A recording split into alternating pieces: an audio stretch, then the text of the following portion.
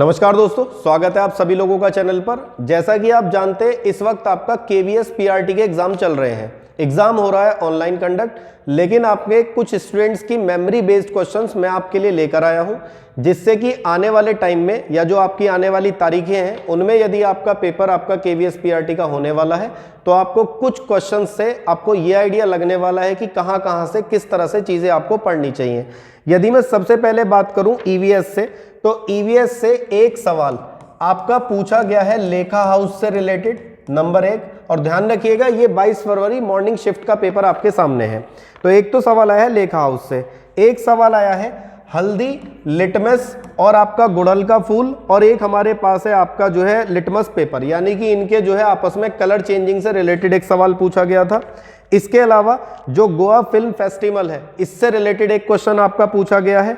बाल साहित्य अवार्ड 2022 किसको दिया गया था, यह भी एक क्वेश्चन बना है। एक सवाल यहां पर है कि पौधे में ज्यादा पानी डालने से पौधे मर जाते हैं, किस कारण से ऐसा होता है, एक सवाल एनवायरनमेंट में आपसे ये पूछा गया है। तो मेन सवाल आपके एनवायरनमेंट से थे ये। यदि मैं आपसे बात करूं इंग्लिश वाले सेक्शन की, तो इंग्लिश सेक्शन में आपकी वर्ड्स की जो पार्ट्स ऑफ स्पीच एबिलिटीज है, यानी कि कौन सा वर्ड नाउन है, कौन सा वर्ड प्रोनाउन है, एडजेक्टिव है, एडवर्ब है, इस तरह से क्वेश्चन आपके पूछे गए हैं।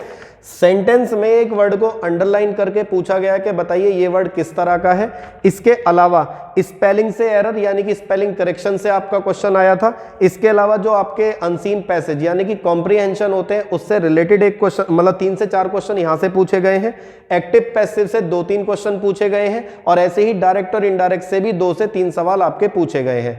इसमें आपके पास यदि मैं इंग्लिश से अलग सीडीपी की बात करूं तो सीडीपी में FLN से रिलेटेड एक सवाल पूछा गया है। बिहेवियरिज्म यानी कि व्यवहारवाद से रिलेटेड एक सवाल पूछा गया है।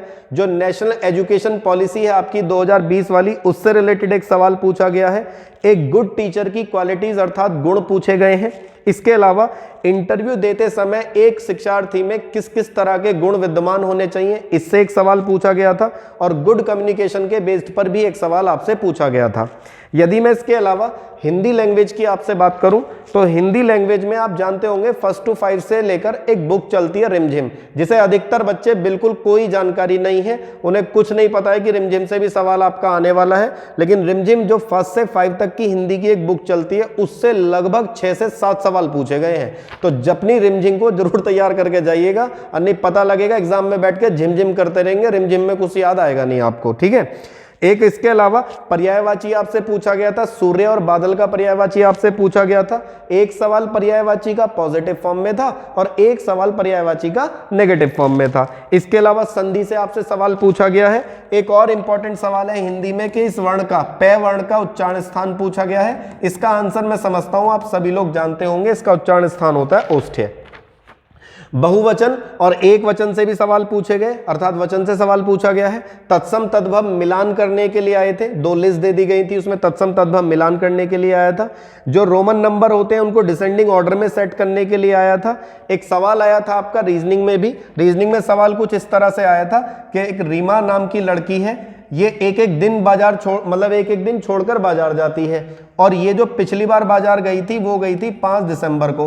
तो सवाल पूछा गया था कि वो किस तारीख को बाजार नहीं जाएगी।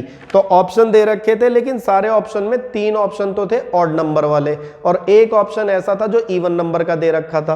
तो सीधा मतलब है 5 दिसंबर को गई तो 6 को नहीं जाएगी, 7 को जाएगी तो 8 को नहीं जाएगी, 9 को जाएगी तो 10 को नहीं जाएगी, यानी कि इवन नंबर वाली डेट्स पर ये जो रीमा है ये आपकी जो है वहां पर बाजार नहीं जाएगी। तो जो इवन नंबर वाला ऑप्शन होगा वही इसका आंसर हो जाएगा।